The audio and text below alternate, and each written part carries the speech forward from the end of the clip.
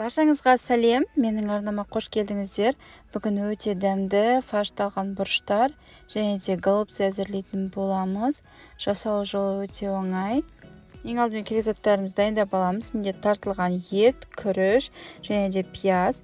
Күрішті мен пісірмеймін, осы күйінде саламын. Содан кейін пиязымызды 4 бұрышты етіп турап алатын боламын.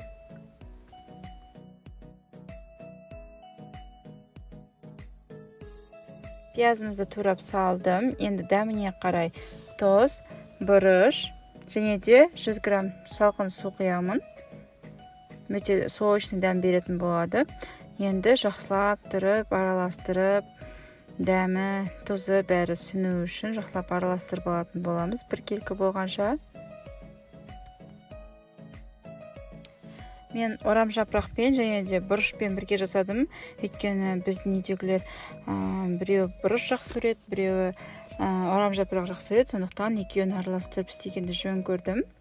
Енді орам жапырақты осылай түбін 4 бұрышты етіп кесетін боламын.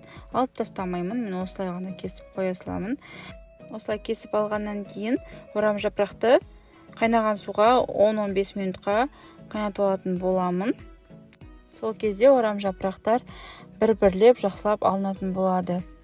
Орам жапырағымыз дайын болғанша енді бұрыштарға кірістім. Бұрыштарды осылай түбін алып тастап, ішін тазалап, жақсылап жуып алдым.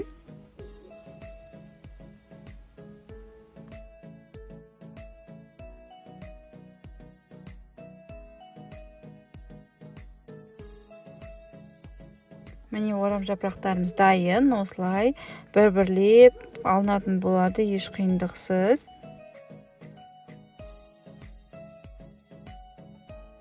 Міне дайын, енді ішіне салмасын салатын боламын.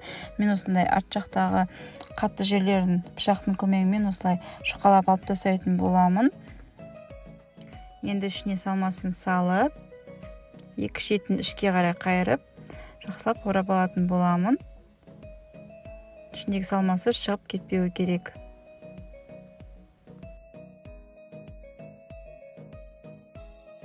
Осылай барлық орам жапырақтарды ішіне салмасын салып, дайындап орап алатын боламын. Енді бұрыштардың ішіне де осылай қолымыздың көмегімен салатын боламын. Бұрыштардың ішін осылай толтырып алатын боламын. Барлық салмаларын салып дайындап аламын.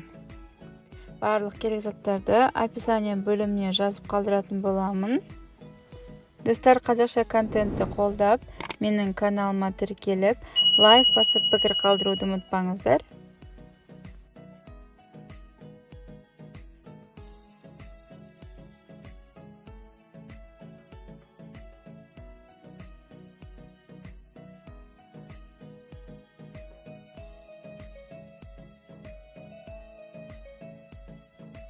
Міне осылай барлығын дайындап алдым. Енді бізге қуыруға пияз керек. Пиязды осылай 4 бұрышты етіп турап алдым. Ыдысымызға сұйық май құйып, қыздырып алатын боламыз. Қызған сұйық майдың үстіне осылай туралған пиязымызды салып, қуырып алатын боламыз. Қуырылғаннан кейін үкіштен өткізілген сәбізімізді салып, жақсылап тұрып қуырып алатын боламыз.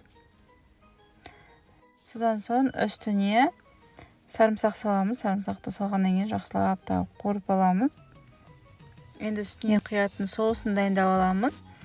Осында бір үлкен ыдыс салып, ішіне қаймақ, томат пастасын және де ұн салып, үстіне қайнаған ыстық суымызды құйып, біркелкі маса болғанша араластырып аламыз.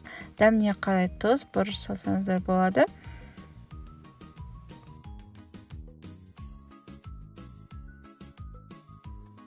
Міне біздің соусымыз дайын. Енді жаңа қуырылып жатқан пиязымыздың үстіне құямыз. Сол ыдыспен тағы да бір толтырып, қайнаған суымызды құятын боламыз.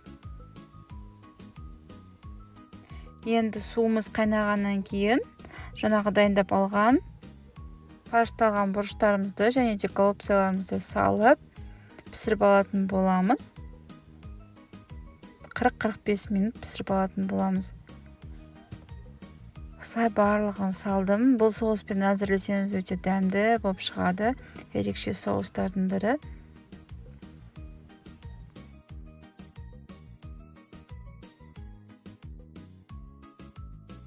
Міне біздің голубцаларымыз дайын болып қалды. Бұрқылдап пісіп жатыр.